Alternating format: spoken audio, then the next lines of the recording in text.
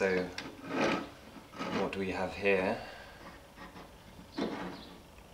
I found this hanging by a nail next to the door to the studio. The door in the studio didn't have a lock, so I presumed this was it. So I presume it was also broken. You can see there it's missing its bolt mechanism, and if I just turn it over, there's quite a lot of rust and dust. So I don't think I could fix this, but I have just put these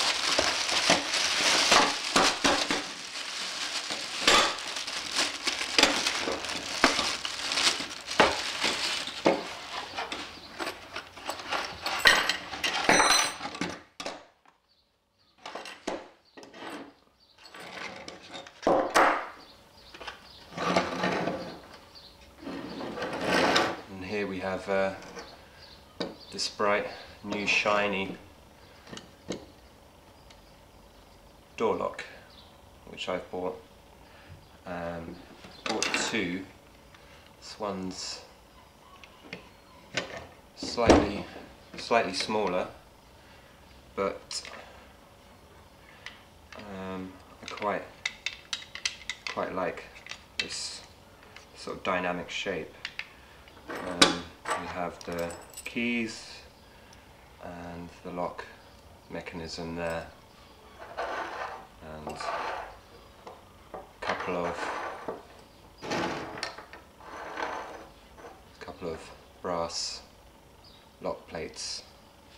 I'm not sure if I've got the screws to fix them to the door, but I think we've got, and this extra bolt.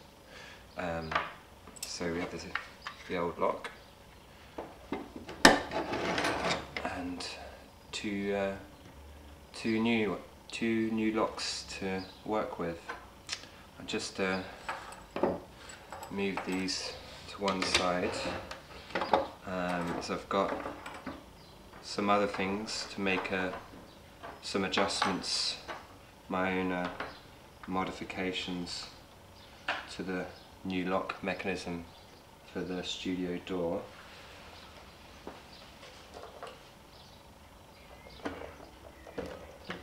I'm using this skateboard found in the corner to display these items on, so I just roll it across the camera screen. Okay, here we have the first one, but you can't really see that, so I just use the zoom function and see if we can zoom in. Here we go. It's a receipt and two pieces of chewing gum. This chewing gum's for my favourite, well, my brand of the moment of chewing gum that I buy most days. It's still quite squidgy and hasn't gone that rock hard yet. This one's a bit, yeah, it's still squidgy. This brand of chewing gum's called Trident, not to be confused, whoops, just dropped that, not to be confused with the British ballistic missile system, the Trident missile, fired from a submarine deep in the ocean,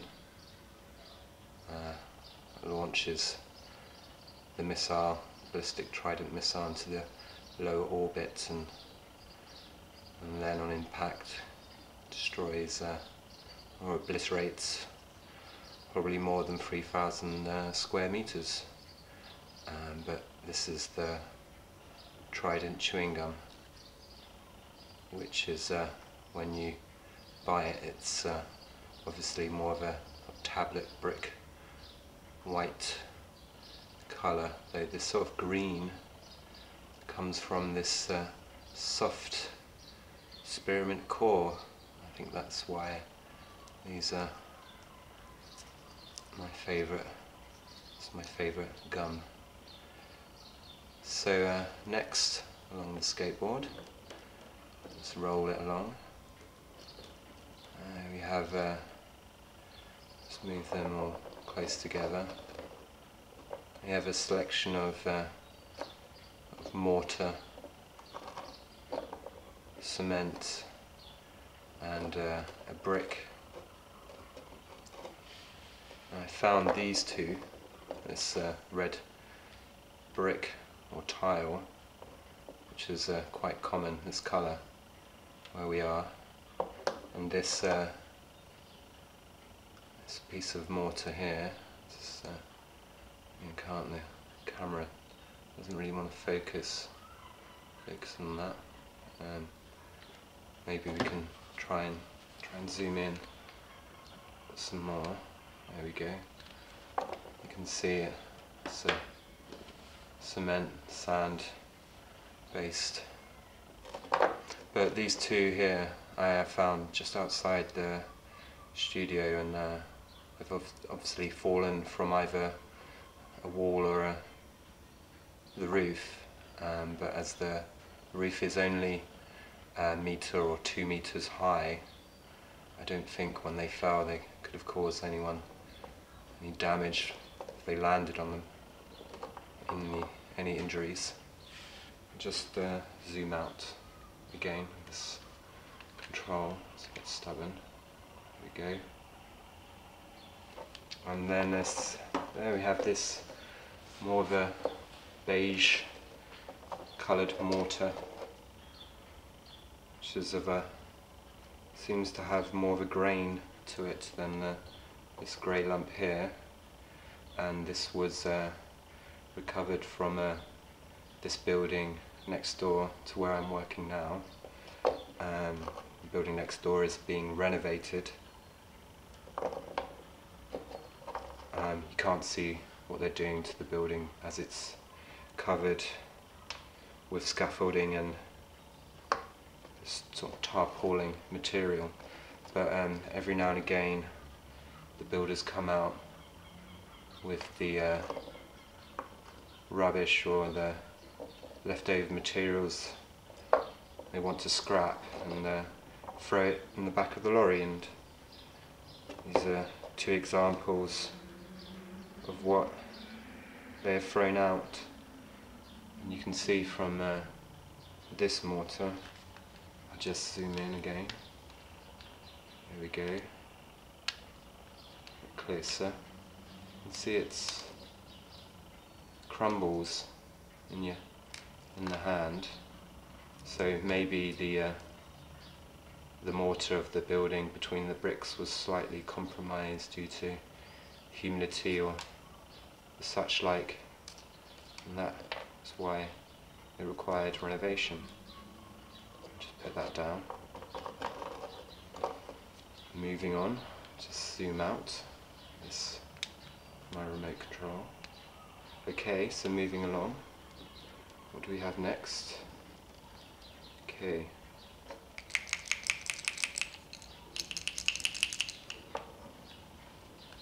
Further down the street, they're doing more building work, but this time to the road itself. They're digging up the road, and you can see inside the road the old pipes and drainage system, which look like it's been there for hundreds of years. And there was a big party in the town the other night, and the fences around the building work had been knocked in, and so I saw this on the floor, this green whistle, and you can see, I'm not sure if this is, you can see it's maybe bite marks, or it could have been just from the rocks and it was laying on, or being stood on. I could blow on it, though I remember my mother always telling me never to put things you found on the floor in your mouth, but let's have a go. Shh. Shh. So it still works. Okay. I also, quite close to where I found this whistle, on this washer, you can see it doesn't want to focus on that, but come back down. It's got some of a corrosion. It's been burnt. It's a sort of washer, maybe a resistor, sort of made from paper. I think that with the whistle, see there's almost the exact same circumference. So we have one more object on the skateboard. Wheel it along. Oh, there it is. Just move that up. This is an old bike light of mine. It seems to have lost its plastic housing that protected it and made it waterproof, and maybe explains why this brown tape has been stuck around it. But I think I'll just see if it still works. Here we go. Yeah. And apparently, I remember buying it and it said it had 50 hours of battery life. You can also make it flash. I'm not sure, it's probably 3 flashes, maybe more a second. So if that's more economical with the battery than just having it on all the time, I'm not sure. So I can't really estimate how many hours of life this battery has left, but it looks like it's working fine. Okay, so I just put them away for 1 second. Rolling back.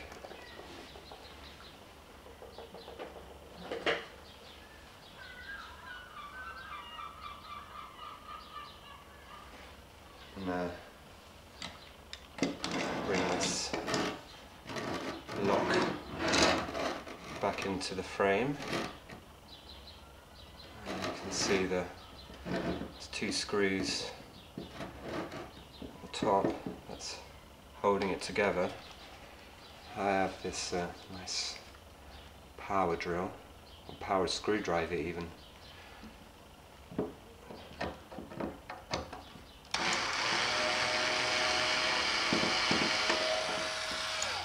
That's one.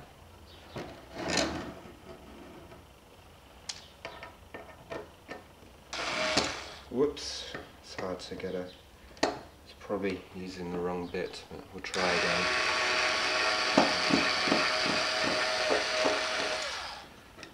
There we go, so try and keep those screws there. Keep them safe, they could get lost quite easily, very small. And we can see if this comes apart. Yes, you can see the the internal mechanism of the lock. Seems to be all in order. I've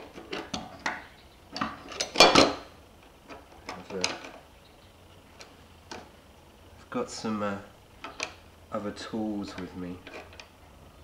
I'm not sure if we need all of this in here. Maybe, see, that comes apart quite easily. The spring is quite, needs to be quite a strong spring. A lot of pullback there. And then there we go. That all comes out as one piece. So we can just put that to one side for the second. As well as, I'm not sure if we need this. It's got quite a lot of grease on there. That's to keep the mechanism working for a long time without any corrosion. But we'll just put that to one side as well. Quite like that. So just maybe leave that with the spring. Move everything else to one side and see what we can do.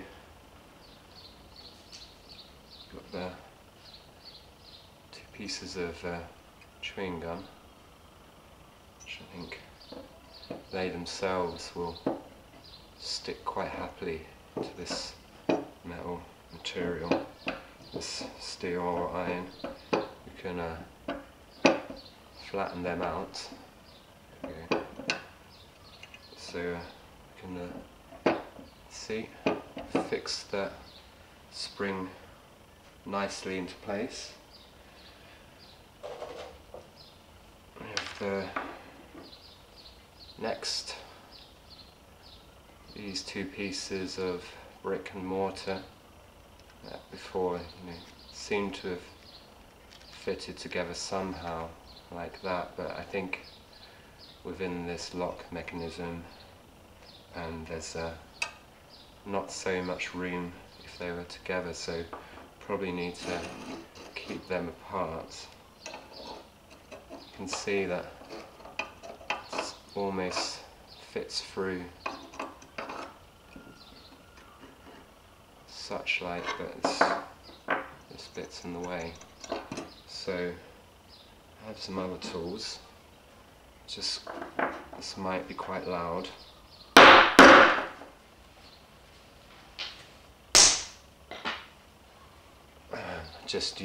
Had to use that on the floor because this wood surface is not mine. I didn't want to damage it, but we can see I've just broken this piece of brick down, and it fits quite nicely into the lock with the other piece of mortar just behind, so it fits nicely. Just zoom in again so you can see this. There's this bit here where the bolt gets screwed into it, and this where the mechanisms before, this lump of mortar fits in. And from this other more beige mortar, I don't think we need so much.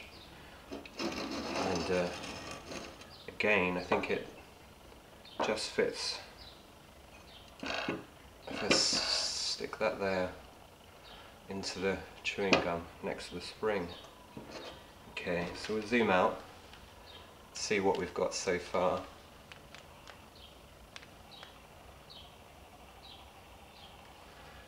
Okay, it's looking good. So just 2 more. It's the whistle.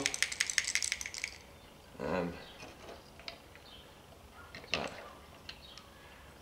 sort of wants to go through that keyhole, but doesn't seem to. Maybe if I just use that old lock for it to sit on. There we go. Fits quite. Move that down one shot. see it goes into that, and the keyhole goes. We still have this, yeah, the last object, the rear bike lights. Again, we just move that to one side. We have this little hole. If I can just position it between the bolt mechanism and the spring, I might have to take that off for a second. Might have to move this spring back a bit into the gum to give it some room. Yeah. Oops, I put it upside down, so a sec. You'll see there. Yeah, working perfectly. Just keep everything in place for a second, and oops, I nearly forgot the washer. So you don't want to forget that. But I found before I was thinking about how I can use this washer, and I just remembered at the last minute, thankfully. It fits perfectly around the light of the back brake light. So now I've remembered, oops, they can go together. There we go. Just move that, have a look at, oh no, I have to keep that there, if not the whistle will fall out. Maybe I can zoom in so you can see it closer. That's better. Just put it into frame. There we go. It's almost finished. One last thing. The top plate. Oh, that's a shame. Doesn't really want to fit over that. Maybe if I take that out, the whistle, move this to one side, see if that can go through. I just have to maybe force it quite a lot. Maybe twist it in there.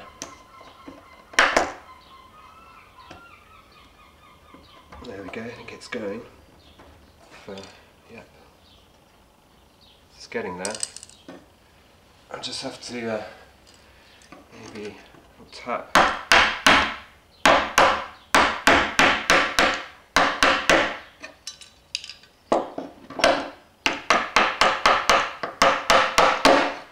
There we go. Maybe it needs a little bit more, but I'll just test it with the, oops, some of the plastics just come off.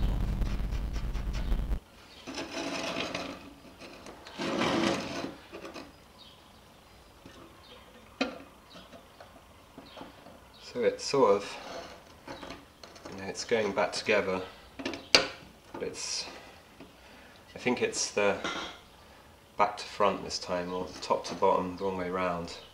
But I think you can still see the light in there.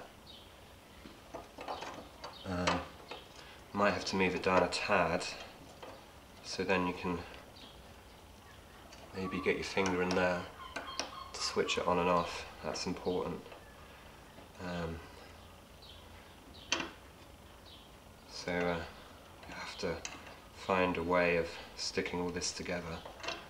And you've got, whoops, nearly knocked the table over. Just zoom out so you can see what I'm doing. A bit more, there we go. So everything's in place. Put the light on. There we go. Something like that.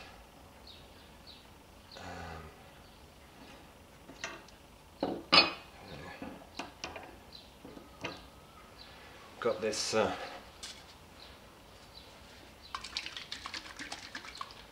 expanding foam. I just needs to shake it up a bit. We don't need much of this because it, expands apparently, oh, it's not in English, so I can't understand. But we'll just try it out.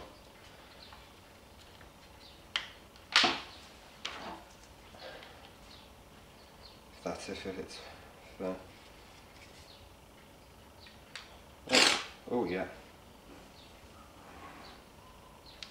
Okay, it's working. So just need to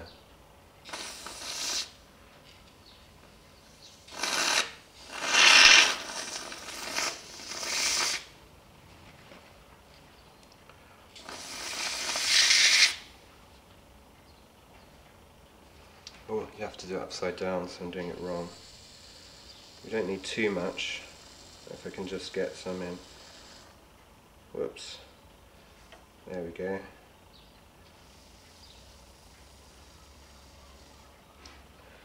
Just leave that for a second. Again, I'll use the old lock to rest it upon. Sort of don't want to get it on your fingers like I have, because it sticks like nobody's business and you can never get it off until your skin dies and comes off itself, so removing the foam. So then I can just, you know, maybe just place that on there like that, and we'll wait a few hours or so and come back and have another look.